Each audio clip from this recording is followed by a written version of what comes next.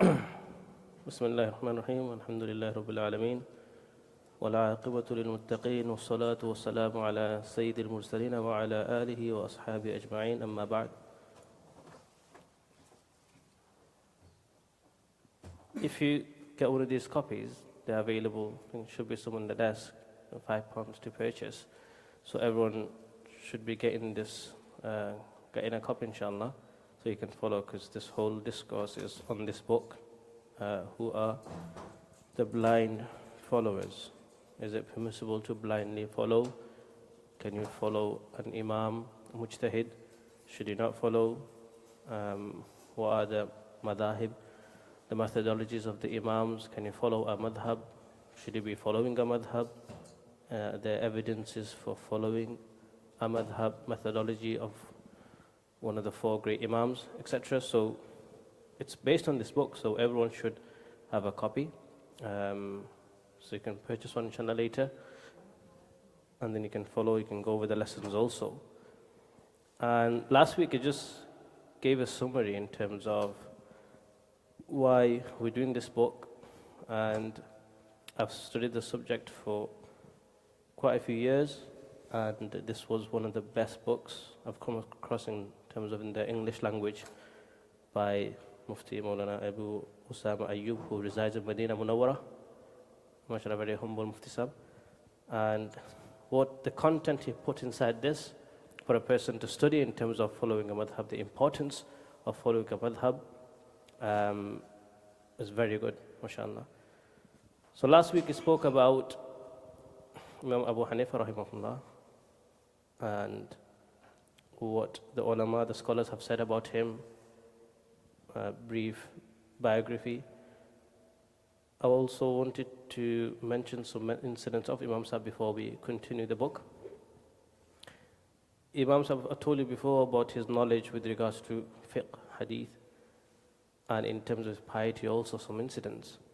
Imam Sahib sometimes would read one verse and he would repeat this verse, whole verse, and he would weep the whole night reading this one verse of the Quran. Also, you've heard of this famous thing about Imam Sahib, is that Imam Abu Hanifa rahimahullah, for 40 years, he prayed Fajr with the wudu of Isha, meaning he did not sleep. And how did that happen also? Imam Sahib, of course, very pious, would pray Salah, would engage in seeking knowledge, and of course, teaching knowledge also. So one day he heard a person saying, "Oh, this is this Imam who stays awake during the night praying." So Imam Sahib heard this and he said, this is what the people are saying, and this is not true. I don't stay awake the whole night. But if these are the assumptions and what people are thinking of me, then I have to do this. I have to give the people a good opinion about me, encourage them to have a good opinion about me, because I spread knowledge. So if they're thinking good of me, then I should be better than that. So then he made a promise. If they're saying this about me, Inshallah, I'll try to be better. From that day, he never missed the night prayer. And with the Isha wudu, in the wudu he did for the Isha prayer, he prayed the Fajr prayer with the same wudu. So he did not sleep in between. Imam Sahib, there was an incident, some incidents I'll quickly mention because I've read a few books, and seriously, you need to buy some books on Imam. Someone asked, which book should I buy? There's a book called 100 Stories of Imam Abu Hanifa. It's a green and white book cover, and it's very good. So I read that a few years ago. So once he was informed that a flock of goats escaped, and they went in the wild and they escaped basically. Now, Imam Sahib's thought was, these goats escape and anyone can be capturing them and taking as their own, whereas it's the owner who lost his goats and they're not permissible for anyone to take. They have to return to the owner, but some people might just take it and not return it. So he asked someone, an expert, how many years do goats stay alive for? What's their lifespan? So someone said about 30 to 40 years. If I'm not correct, it could be something else or some figure, a long figure. So Imams have refrained from consuming goat meat for about 30 to 40 years. Because it could be that piece of meat I eat, which is not permissible for me to consume, and it could be that owner's goat who someone else took when it came out of the flock and escaped. So he did not want to go into doubt and refrain from eating goat for so many years. And there's been other incidents, and another incident also once he was walking, and Imam Abu Hanifa rahimahullah, he was avoiding the shade of a certain house. So someone asked, how come you're not going in the shade? It's so hot. Why are you walking on this path? So he said, this person owes me some money, but I don't want to take advantage and I don't want to take anything extra. So if I go under that shade of his building, I might be taking something extra and that might be interest. And it's not, but that's his piety.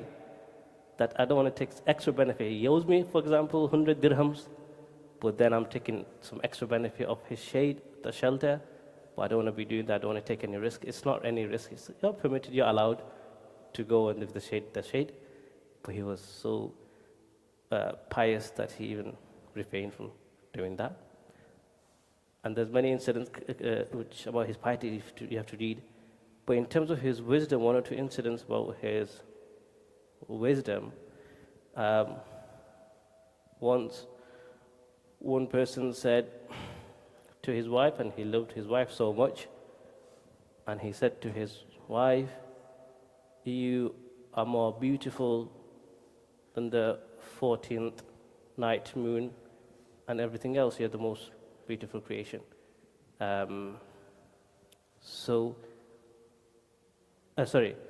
He said, if you are not more beautiful than the moon when it shines on the 14th night, then you are divorced. Because he loves her so much. And he said this, you are divorced if you're not more beautiful than this. You are more beautiful than the moon. So everyone was shocked. Oh my God. He said this, certainly she's divorced now. And then this person was so shocked that he didn't know what he said. Is she divorced or not? They had to find the alim, a scholar, to interpret and give a fatwa. And some scholars were like, how can you be more beautiful than a moon? You're probably divorced, but get some more fatwas. So they came to Imam Abu Hanifa rahimahullah, and he said, let me think about it, ponder about it. And then, of course, Quran came in his mind and he was going over the verses. And then he came across the verse, لَقَدْ خَلَقْنَا الْإِنسَانَ فِي أَحْسَنِ تَقْوِيمٍ. We created mankind in the best of forms. So he said, so mankind, human beings, are created in the best of forms. You are better than all the creation, most beautiful, the best. So you're not divorced.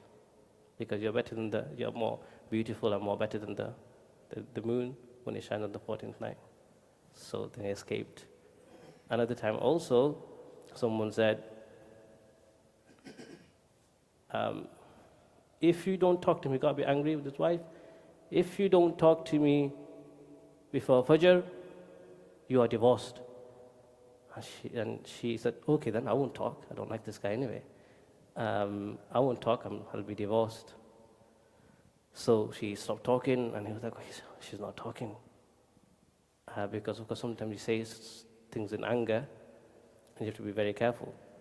So she stopped talking, and then he was stuck, and it's nearly Fajr time. So he goes to Imam Abu Hanifa, I'm stuck here, help me out. So then Imam Sahib thought about it, and then said, okay, I've got a plan. Then he went to the person who gives azan, and he said, give azan before Fajr tonight, give azan before Fajr. So this woman, she'll think it's Fajr azan, and she'll speak, and then the guy won't be. Because in Islam, you're not supposed to be divorced for minor things, little statements, right? So you do as much as you can to keep that bond. And then the muazzin gave azan before Fajr, and she said, yes, I can go and I'm free from you. And he said, yes, you're not divorced. Said, oh, well, how come I'm not divorced? Oh, the Muazzin gave azan before Fajr time, and now you spoke before Fajr. Anyways, there's many incidents, and he was so wise, intelligent. You need to read books on the Imams. So we said we're going to start the book, and this is a really important book, seriously, about following a madhab. People think, following a madhab is fine, but then it's better to, follow the evidences. Better for Quran and Sunnah, not Hanafi, Shafi, madhab. It's fine, but follow Quran and Sunnah. That is indirectly saying, if you're following an Imam, his opinions are not based on Quran and Sunnah. So following an Imam is not following Quran and Sunnah.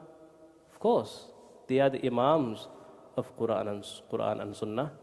So following the great Imams is following Quran and Sunnah. It's not something else. So now this book is about following the Imams and all these questions we went through last week.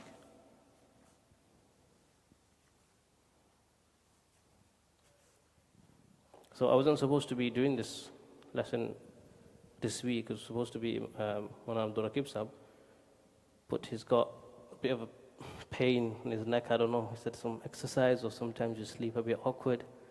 So I think his neck is hurting. May Allah Ta'ala give him shifa. So someone take some Vicks and Tiger Balm, put it on his neck, inshallah it'll be better. Next time we'll tell him to inform us more earlier so we can go to his house and give some massage. Some brothers who are good at it, send them there.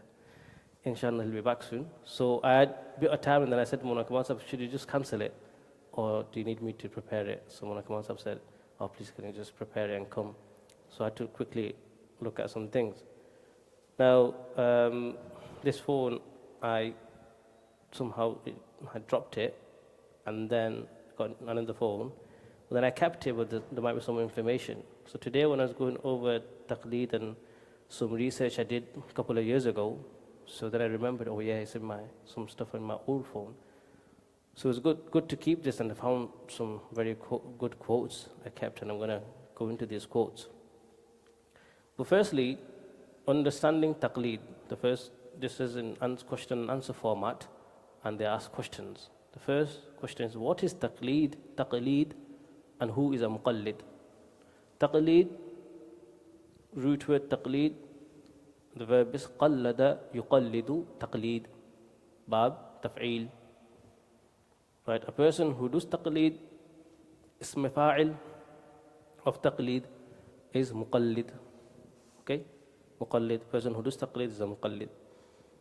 What does taqleed mean? Taqleed comes from the word qilada, the ism noun, qilada. What's a qilada? Qilada is a necklace. And qallada yuqallidu means to put a necklace on someone. Put some chain, some necklace on someone. So basically then you kind of pull them towards you and they follow you, basically. In terms of fiqh terms, taqleed is to accept an opinion of a mujtahid. A mujtahid is someone who doesn't do taqleed. He doesn't blind follow. So taqleed in English means to blindly follow someone, blindly follow a mujtahid. It's not anyone. When someone says, brothers, blindly following is very bad, don't blindly follow. It's not blindly following anyone and everyone. Here taqleed, blindly following a mujtahid. A mujtahid, person, an imam, who can derive masail, jurisprudence directly from Quran and Hadeeth, and we will go on exactly what ijtihad is. So a muqallid is a person who does taqleed, blindly follows, an imam, a mujtahid. Okay? Now what is a mujtahid? What is ijtihad and what is a mujtahid? So ijtihad is the process of extracting laws from the four basic sources of Sharia, which is Quran, Sunnah, meaning Hadith, Ijma'. What is Ijma'? Ijma' from the word jam' to gather, and Ijma', it means you gather all the opinions of all the scholars, the consensus of the ulama is Ijma'. what everyone has said, all the ulama, they've come together and said this is permissible or this is not permissible. Everyone came together and said this. And the fourth source of extracting laws is qiyas. Qiyas, what does qiyas mean? Qiyas means analogy based on explicit rulings of the Quran and Sunnah. You analyze and you ponder and you think, you analyze it, oh, from Quran and from Hadith, because of this rule or because of this this ruling or this thing what the scholars have said. So based on this rule, you basically extract another ruling. So for example, alcohol, and you find out the reasoning behind it, and then you analyze another mas'ala and say because alcohol is haram and this is the main reason behind it, so this reason, sabab, is found in another ruling, and then muftis will say based on this ruling, this is also impermissible because of the reasoning mentioned here. Although this ruling is not found in Quran, in Hadith, what the Sahaba have said or the ulama have gathered, but then you perform qiyas, you analyze and say this is impermissible, so this certainly is impermissible. For example, alcohol, and then people have drugs, etc. Drugs. So alcohol, why is it impermissible? Alcohol, because it intoxicates the mind and you don't know what you're doing. Similarly, some drugs intoxicate the mind, you really don't know what you're doing. So that becomes also impermissible, and that is through qiyas. Okay? So this is also used to derive rulings. So a mujtahid is a scholar who qualifies to employ the tool of ijtihad. Mujtahid can use this Quran, he looks deeply into Quran, deeply into Hadith, what all the scholars have said, ijma, the consensus of ulama, and then he can also do qiyas, and this person is qualified, he can do ijtihad, he's a mujtahid. Okay? And the book then continues, and they speak about a practical example of taqleed, blindly following. In our daily lives, we blindly follow experts, right? And a simple example is doctors, surgeons, we blindly follow them. They are experts in this field, they have studied for many years, 5, 6, 7, 8, 9, 10. But then if you count even school, count all the years in school, then all the years in college, then all the years getting the degree, and after that, the work experience they get, placement, and then you're a trainee, and then you get that, finish that scholarship, and then you can become a professional doctor, etc. But even then, when a person does reach that state, he's then always following guidance from those above him. He doesn't make something new. So many years he's studied, got this occupation, and then someone might say, okay, he said this medicine is fine, this isn't fine, and someone else follows him, right? Someone else like us, we go to the doctors and we say, I have this kidney infection, or kidney, something wrong with my kidney. They do some analyzing and checks, and they say, yeah, you've got some kidney infection, we'll give you this medicine. You then take this medicine, it's prescribed to you, collected from the pharmacist, and then you go home and you take this medicine without researching for hours and hours, thinking, oh, should I have this? Should I not have this? Let me do some extra research. No, we don't do that, do you? Without evidence, without your research, because you're not qualified, and you blindly accept the ruling of the doctor, the advice of the doctor. So when it comes to our physical health, we are prepared to blindly follow and not take any risk. Let's take an example of a surgeon, a person who's going to operate us. I've got some, heart issues. They're going to operate on my heart, or operate on one of my organs, right? Or even a limb surgery. So then they say that we'll do the surgery. You say, oh, show me how you do it. all what other evidences and researches and all the numbers, etc., etc. You don't go through that. Oh, you've said you're going to do a surgery. Okay, I trust you. Of course, they're going to say percentage, that's fine. But the real nitty-gritty in terms of how you do, what's the whole procedure about, what's this vein called, what's this, and how does that work, and this, etc. You don't ask all this, Bismillah. Do it, you blindly follow the surgeon. So when practically we follow in terms of physical health, doctors and experts, then spiritually and our spiritual life is more important, isn't it? What's more important, physical life or spiritual life? Spiritual life, Islam, Deen, religion, this is spiritual, right? This is more important. So for us to blindly follow scholars, take their expert advice, is even more important. A person should be more careful, not following their own personal opinion or someone on the street said, here, let me show you a hadith and accept this hadith. He doesn't have no knowledge, no background to knowledge, anything. Cannot just accept it like that. This is more important. You follow the tradition, follow the traditional scholars, take their expert opinion. Okay? Now, this is going to take a while. How does a scholar qualify as the mujtahid? Okay, now you've explained to us in terms of taqleed, blindly following. He's called a muqallid. He follows a mujtahid who does ijtihad, who can derive Islamic laws from Quran, from Hadeeth, from ijma', consensus of the ulama, from qiyas. You explain to us what Quran is, Hadeeth is, ijma' is, qiyas is. This is called ijtihad. And then a person who does ijtihad is called a mujtahid. Explain now, how does a scholar qualify as a mujtahid?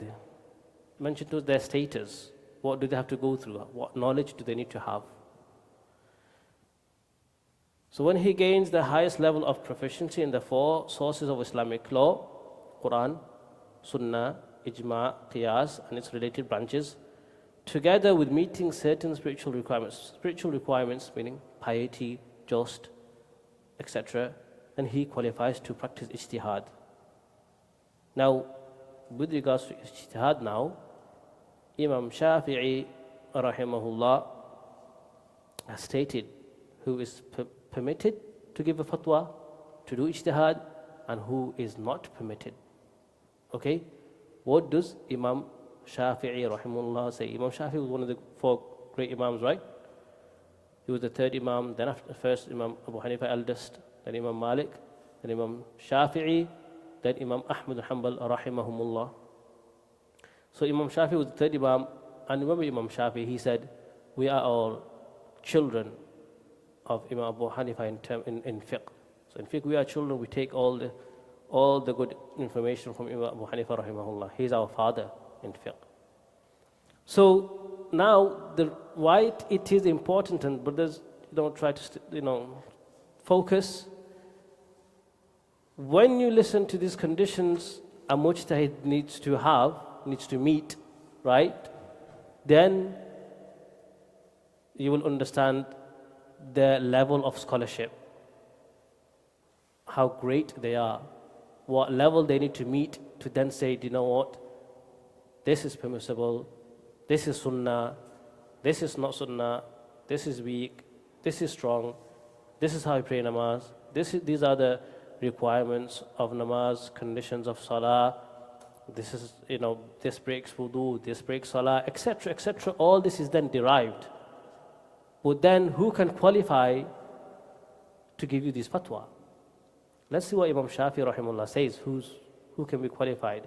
So that by reading this then, it'll give you that contentment that wow, the mujtahid we follow, the imam we follow, he needs to meet all these requirements. And wow, what a great scholar one has to be able to do ijtihad and become a mujtahid. Okay? He said, Imam Shafi rahimahullah said, it is not permissible for anyone to pass a ruling, meaning by means of his own reasoning, in Allah's deen, except a person who is well versed in the book of Allah. So he knows the Quran very well. How does he know the Quran very well?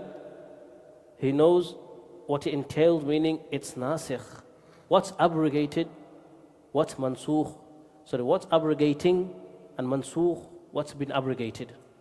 So what's abrogated meaning some verse will abrogate or some hadith will abrogate and basically will be accepted, and this will make the other verse or other hadith void.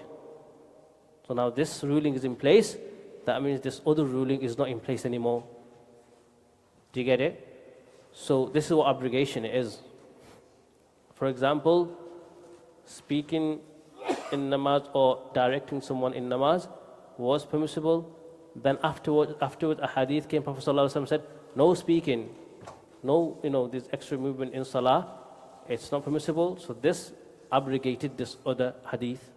So this is abrogating and this is abrogated. This is nasikh, this is mansukh. He needs to know this about the Quran. We'll go to hadith later. It's muhkam, what's clear, right? That Allah has made haram for you the khamr, alcohol. This is a clear verse, this is haram. حُرِّمَتْ عَلَيْكُمْ أُمَّهَاتُكُمْ وَبَنَاتُكُمْ وَأَخَوَاتُكُمْ. What has been made haram for you? Your ummahat, your mothers, your daughters. Okay? And it carries on, these are haram. This is explicit. This is permissible, this is not permissible. Explicit, clear, muhkam, mutashabih. And those verses obscure.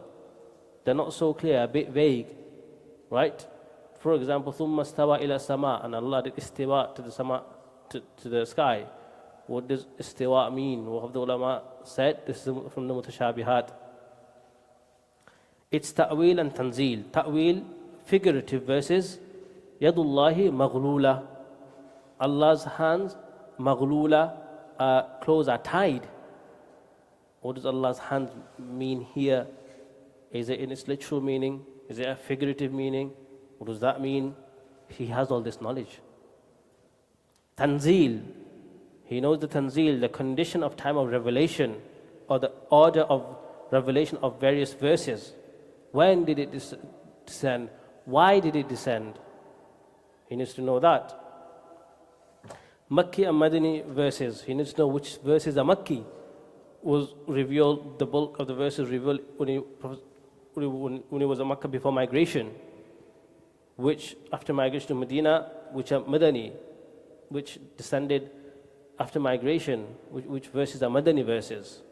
He needs to know each of the verses and how many verses are there. Imagine each verse, this verse Makki, this is a Madani. We even struggle chapters, never mind verses. There's 114 chapters. I can't say 510, never mind, 114 chapters and how many verses are there. All of them, Makki, Madani.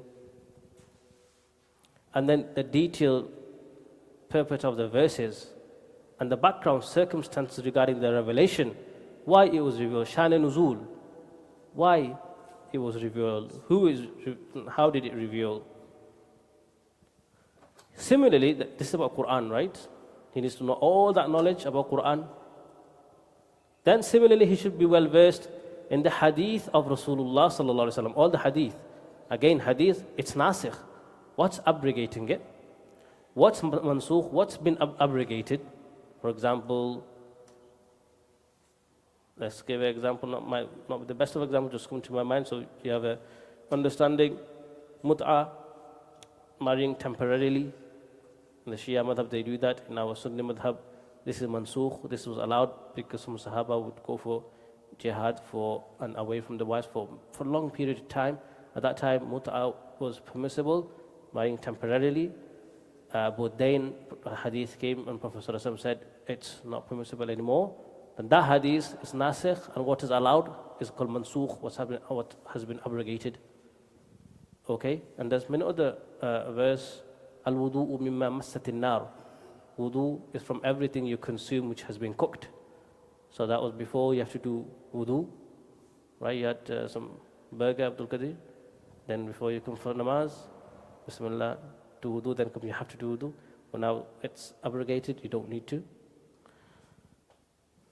And he should be equally knowledgeable about the hadith of Rasulullah sallallahu alaihi wasallam as he is with the Quran. With the Quran, all the verses, when it was revealed, why, he knows this hadith, the context of the hadith, all the hadith, which, can I use this hadith or is it abrogated? Can I use this hadith or, is it weak? Is it strong? Are the chain of narrators, are they all strong? So that's Quran, then hadith. Thereafter, Imam Shafi continues, thereafter he should be very well versed in the various sciences of the Arabic language.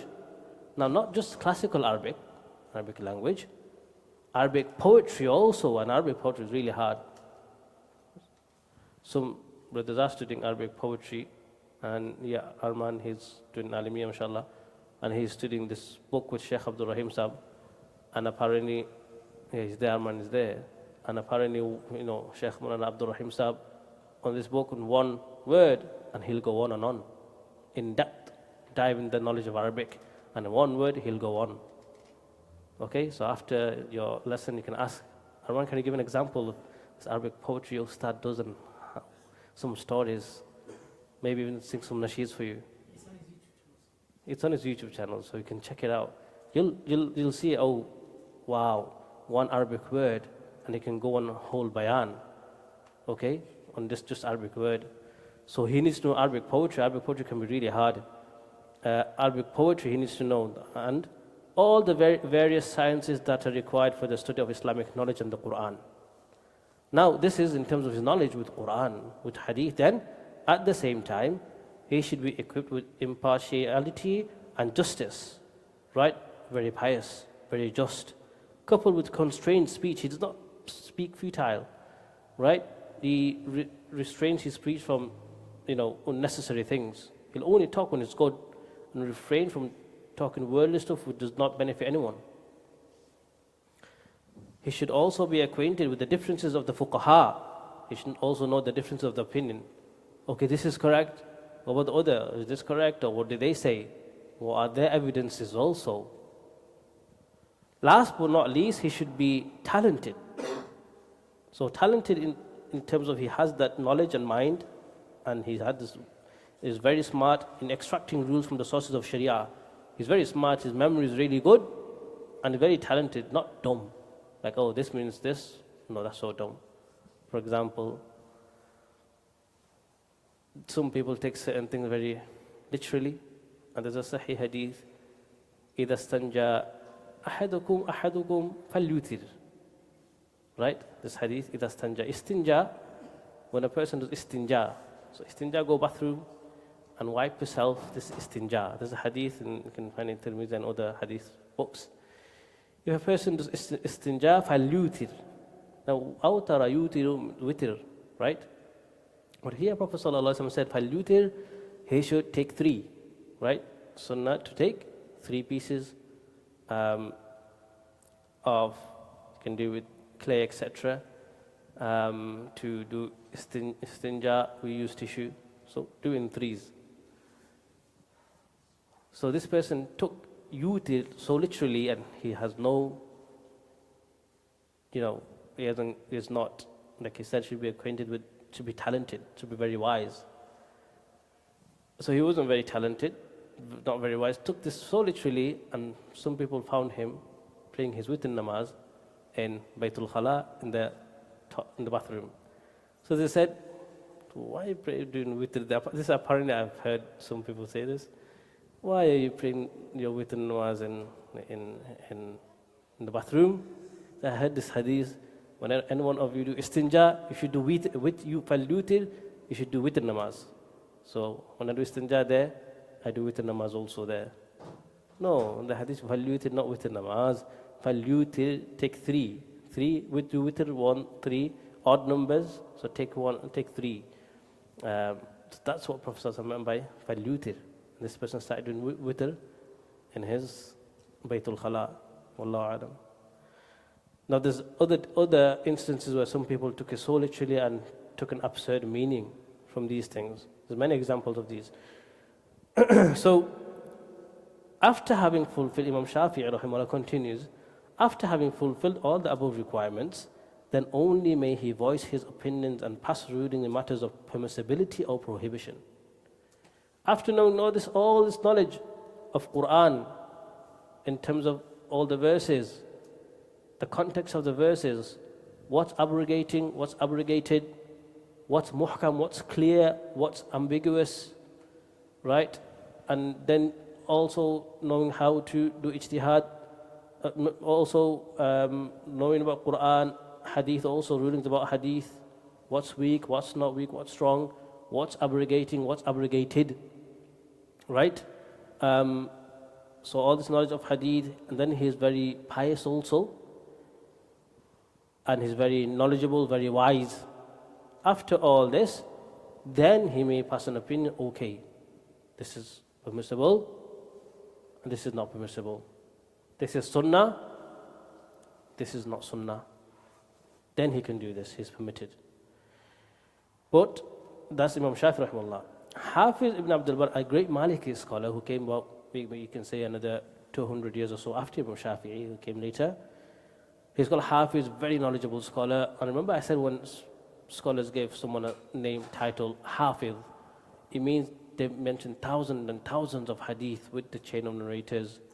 They know the context of the hadith and many collection of hadith. He said, recording this quote of Imam Shafi'i rahimahullah, right, after substantiating it with attestations of other illustrious scholars, so then he said, many other scholars said this about Imam Shafi'i rahimahullah. And, this is, you can find in many books. But he added, and he said there's more conditions to it. Then he said, after all this, knowing about Quran, knowing about Hadith, then he should also know the seerah of Rasulullah sallallahu alaihi wasallam. Right? That should be studied also. He also said, one should be well acquainted with the lives of the Sahaba radiallahu anhum who conveyed the deen of the Nabi sallallahu alaihi wasallam, so that he may be able to distinguish between mursal and muttasil narrations. So then he knows about Sahaba, their date of birth, when were they born, when did they pass away, their students, did their students meet the Sahaba, and then Sahaba, Prophet sallallahu alaihi wasallam, all their life, biography. So then he can know the mursal and muttasil narration. What's mursal and what's muttasil? Mursal are narration, the chain of which stop at a tabi'i, who quotes directly from Rasulullah sallallahu alaihi wasallam. Tabi'i, a companion of a sahabi, is called a tabi'i. When a tabi'i, for example, Hasan al-Basri, or Imam rahimahullah, or Imam Abu Hanifa, tabi'i. So tabi'i says, قال رسول الله صلى الله عليه وسلم. Directly, without going to his ustad, a sahabi, he goes directly to Prophet sallallahu alaihi wasallam. This hadith is called mursal hadith. Now, with regards to mursal hadith, some ulama accept this as a evidence, and some say this is not strong evidence, mursal hadith. There's difference of opinion. Then a muttasil, which connects from a tabi'i who quotes his ustad, a sahabi, then who narrates from Rasulullah sallallahu alaihi wasallam. So this person, Imam Hafiz ibn Abdul Bar, adding to Imam Shafi'i's quote, this person who wants to give fatwa, he should also know this about the Sahaba, about what's been narrated directly from their student to Prophet sallallahu alaihi wasallam, and what's been said directly through them, the narrations, right? So he should pay special attention to their life stories and virtues also. Then he has a number 3, which is he needs to be well versed in the sciences pertaining to the lives of the narrators, the Sahaba radiallahu anhum, as well as those who came later, and their days and life stories, so that he is able to distinguish the reliable from the unreliable. Then what does he have to study? All the narrators, Sahaba and those who came after the Sahaba, and know their biography. Is this person reliable? Was this person a pious person? How was his memory? So all of them. Then he can distinguish, this hadith here is quite weak because there's this narrator who's got a very bad memory. This hadith here actually is fabricated, it's not even a hadith, because from amongst them there were, a liar who is to make hadith up. So this hadith is fabricated. So he needs to know their biography. Now, one more thing before kind of go into the question and answer and finish it off. Imam Suyuti, a very great Shafi scholar, right? He wrote a book called Al-Itqan. In this book about Quran, Ulum al-Quran, the sciences of the Quran, he discussed in detail the conditions to be met by anyone wishing to qualify as a commentator of the Quran. The following is a summary of his text, Al-Itqan. So if anyone wants to do tafsir of the Quran, it's permissible who possesses the necessary sciences required by the mufassir, which are 15. So just to do tafsir, don't mind going to hadith. If a person wants to talk about Quran, give an opinion, this is permissible, that dissecting from the Quran, hadith, etc., then he needs to know 15 sciences. First, language. Imam Mujtahid states, it is not permissible for anyone having iman in Allah and the last day to make a statement in the book of Allah when he is not well versed in the various expressions of the Arabs. And it is not sufficient for him to know some of it only, as a word may have dual meanings, while he knows only one and when the other is meant. So he knows the Arab, their expressions, all of the expressions, not just one, and he knows, oh, this means this. No, this could have another meaning, and he's not well versed in the other meaning when the meaning could be meant, the other meaning could be meant. So he needs to know all the expressions. So this is one, the language, Arabic language in depth. To say something is permissible, fatwa, he needs to first have in-depth knowledge of the language. Then nahu, syntax, Arabic nahu, syntax, sarf, morphology. Number 4, al-ishtiqaq, the words, how they are derived. Number 5, 6, 7 is the science of al-bayan, al-ma'an, al-badi, and this is a balagha. When you go in depth and study the knowledge of the art of eloquence. What is balagha? The art of eloquence. Right? You study, oh, this here, this word or this sentence is used like this, and this shows this expression. This, if you use it like this shows a great amount of emphasis. This you can hide, but this hidden thing has a great meaning to it. Do you get it? So certain verses or certain phrases are put in certain way, the Arabs put in certain way, and they have a certain, expression about it, okay? So you need to know all these expressions and all this, the art of eloquence and how it's so eloquent and which rule they're using. Okay, understood? Then number 8, the science of qira'ah, all the different qira'at, right? So many different types of qira'at that can go to 14 different types of qira'ah reciting the Quran. And of course, if it changes, does it change the meaning, right? Which one is more authentic, etc. Then the science relating usulul deen, fundamentals of deen, beliefs, aqidah. He needs to know, be very well principled with regards to the usulul deen. Number 10, usulul fiqh, the sciences of fiqh. He knows the imams and he knows how to take fiqh out from the Quran, hadith. He's a master of fiqh. Number 11, the incidents and occurrences in the background of the revelation of verses. Shan and Nuzul we spoke about before. Each verse or verses, when they were revealed, how they were revealed, the context behind it. Abrogating verses and abrogated verses. Number 13, fiqh. Number 14, those ahadith that explain brief and unclear verses. And then number 15, gifted knowledge. So all of that is an expert. But does he have gift? Has he been gifted with great knowledge and wisdom? Right? Gifted knowledge, what does that mean? This refers to the knowledge that Allah subhanahu wa ta'ala bestows upon one who practices upon what he knows. Ilm ladunni, another term, ilm ladunni, that he keeps on acting upon the knowledge he gains, then Allah subhanahu wa ta'ala opens the doors of knowledge, secret knowledge for him. So he's also bestowed this gift of knowledge, this gifted knowledge. And this is a method of acquiring is to adopt its mean of acquisition, such as practicing on what one knows and abstaining from worldly luxuries. Then one last thing, before we can wrap up, and some questions we can take, is in terms of a mujtahid, person who does ijtihad, a mujtahid, an imam who is an expert in all the sciences, right? Imam Ahmad bin Hanbal rahimahullah, he was asked about someone given fatwa, mujtahid. So he was asked, a man asked Imam Ahmad rahimahullah, and he said, oh Imam, if a person memorizes 100,000 ahadith, how many? 100,000 ahadith, can he qualify as a faqih? Right? Mujtahid, faqih, can give fatwa, can derive from Quran and hadith, can he give fatwa? He replied, no. 100,000 ahadith, that's not enough, too less. Then the person asked, what about 200,000 hadith? Let's double it. 200,000 ahadith. He said, once again said, no. Then the person said, then 300,000 hadith? He knows 300,000 hadith. Can he say this is permissible?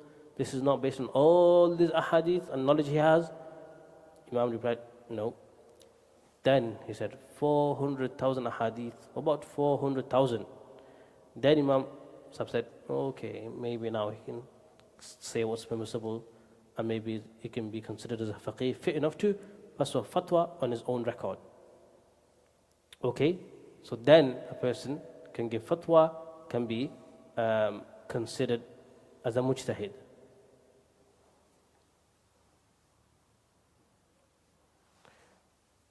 So then once an incident happened was,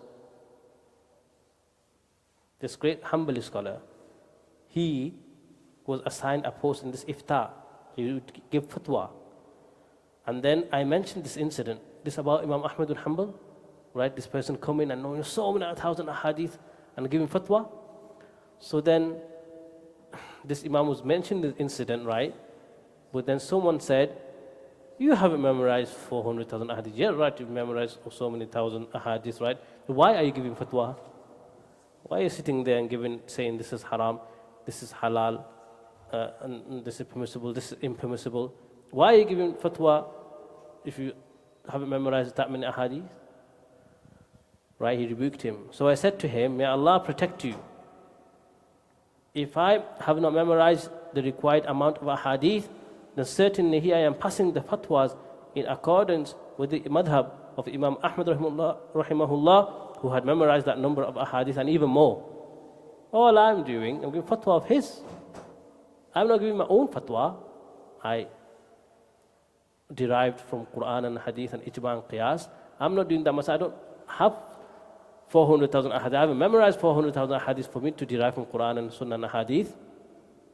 This here, I am passing fatwa of the great Imam Ahmad bin Hanbal rahimahullah. And he's a great faqih. He's memorized so many ahadith. So similarly, in our Hanafi madhab, Shafi madhab, anyone says fatwa, this is based on a madhab, based on the Imam's opinion. Do you get it? We are not saying, oh, this is from Quran, this is Sunnah, from Hadith, this is Sunnah, and giving our own fatwas. Okay? Next, if you come, Insha'Allah, 40 minutes now.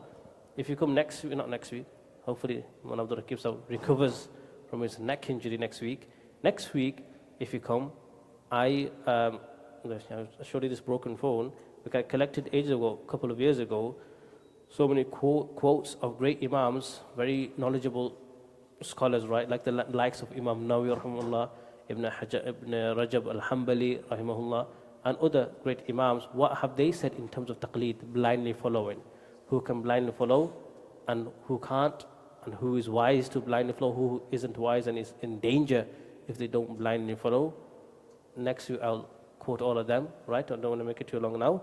May Allah Ta'ala give us tawfiq, what we have said and listened and act upon, and stay away from misguidance and follow the rightly guided scholars, ulama, sahaba, and the Prophet sallallahu alaihi wasallam. Wa akhiru da'wana alhamdulillahi rabbil alamin. So make sure next time you come and listen to those quotes. And I was about to say it, but don't want to go beyond 40 minutes. And they're very interesting. And then of course I'll do my own more research. And next time we're going to talk about this in terms of what the ulama have said about taqleed, should you do taqleed, who should do taqleed, blindly follow, who shouldn't blindly follow, etc. And do you have to blindly follow? What have the great scholars said?